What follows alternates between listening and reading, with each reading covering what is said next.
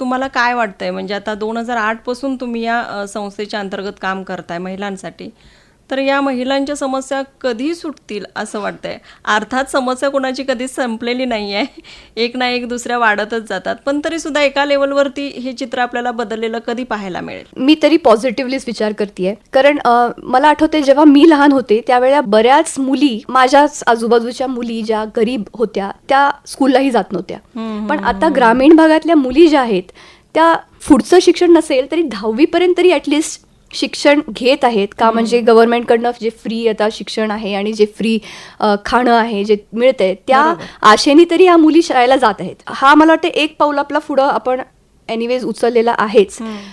पण ह्याच्यामध्ये एक अनफॉर्च्युनेट जी गोष्ट मला दिसती ती आहे की शाळेला जातात पण एज्युकेशन कितपत मिळतं हा क्वेश्चनेबल भाग आहे. का, म्हणजे कसं असतं, अगदीच गरीब कुटुंबातले जेव्हा मुली असतात, मुलं असतात, मग आई वडिलांना वाटतं की ठीक आहे मुलीला एक वेळचं खाणं मिळेल आणि मग एनरोलमेंट होती शाळेमध्ये, तिथं मग मध्यान्ह आहार मिळतो शाळेत, मग व्हॉट एव्हर रेशन वगैरे मिळतं. पण तिकडनं शिक्षण किती मिळालं हे जर आपण बघितलं तर शिक्षणाचं जे स्टँडर्ड पाहिजे ते मला वाटतं गव्हर्नमेंट स्कूल्समध्ये अजूनही वाढलं पाहिजे. तर जनरलाइज आपण करू शकत नाही, कारण असे बरेचसे स्कूल्स पण मी बघितलेत जिथं टीचर्स अगदी ओतून जाऊन तिथे काम करत आहेत मुलांसाठी. पण त्याचबरोबर मी म्हणेन 80% असेही स्कूल्स आहेत जिथं काहीच एज्युकेशन रिलेटेड इनिशिएटिव्ह मला दिसले नाहीत. मग अनफॉर्च्युनेटली त्यामुळे काय झालं की मग अशा मुलांना एज्युकेशन देण्याचं इनिशिएटिव्ह आम्ही स्टार्ट केलं. पंख पाठशाला नावाच्या एका इनिशिएटिव्ह अंडर आम्ही मग अशा ग्रामीण भागातल्या मुलांना एज्युकेशन प्रोव्हाइड करायला लागलो. तर मला वाटतं की जसं माझी एक संस्था आहे, असे जर बरेच संस्था आल्या ग्रामीण भागासाठी तर ही जी परिस्थिती आहे ही बदलू शकेल. आणि सगळ्यात महत्त्वाचं म्हणजे जी ग्रामीण मुलं आहेत, जी त्या ग्रामीण भागातनंच बाहेर पडलेली आहेत, त्यांनाही वाटायला पाहिजे की अरे आपण ह्याच भागातनं बाहेर पडलोय आणि आता ही माझी जबाबदारी आहे की पुढच्या जनरेशनला ही जी मला परिस्थिती आली आहे ती येऊ नये. त्यांनीही जर ही अशा ह्याच्यामध्ये इनिशिएटिव्हमध्ये भाग घेतला एज्युकेशनसाठी मुलांच्या, तर मला वाटतं की मग थोडं स्पीडअप होईल, हे होणार पण जरा स्पीडअप होईल. मग आता एवढे सगळ्या गोष्टी तुम्ही म्हणजे काम करत असताना शिकल्या असाल किंवा अनेक अनुभव तुम्हाला आले असतील, तर त्याच्यामध्ये असं कधी तुम्हाला जाणवलं का की अजूनही ग्रामीण भागातील लोकांची म्हणा किंवा महिलांची मानसिकता बदलली पाहिजे? हो, नक्कीच. अजूनही मला आठवतंय जेव्हा पहिल्यांदा मी ह्या ग्रामीण एक मला वाटतं 10 बायका होत्या आणि मी त्यांना म्हटलं की असं असं आहे आणि तुम्हाला आता काही काम नाही आहे, घरी आहे. माझ्याकडे आल्या होत्या त्या की अशी अशी माझी परिस्थिती आहे, घरात खायला एवढे पण पैसे नाही आहेत. मग मी म्हटलं त्यांना की ठीक आहे, हे तुमचा प्रॉब्लेम आहे, ह्याचं सोल्युशन काय आहे?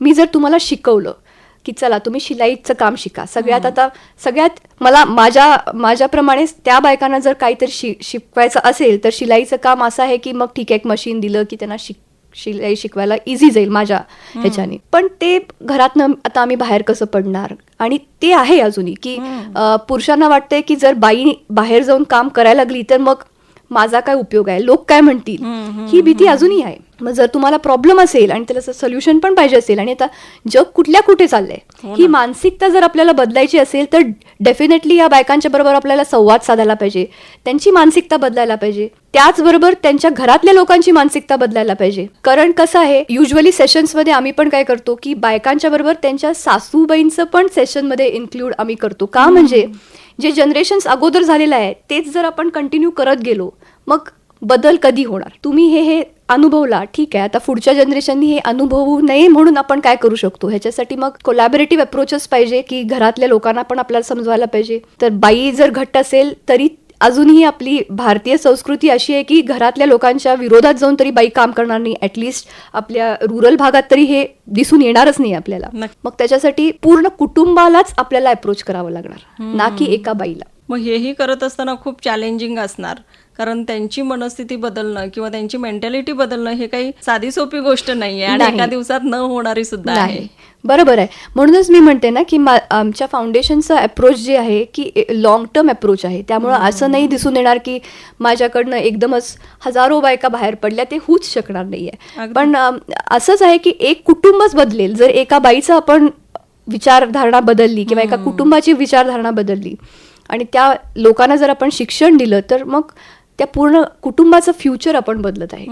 तर हॉलिस्टिक अप्रोच जे आपण म्हणतो कम्युनिटीसाठी, की हळूहळू एकाचं बघून एक शिकणार आणि मग असंच बदल होत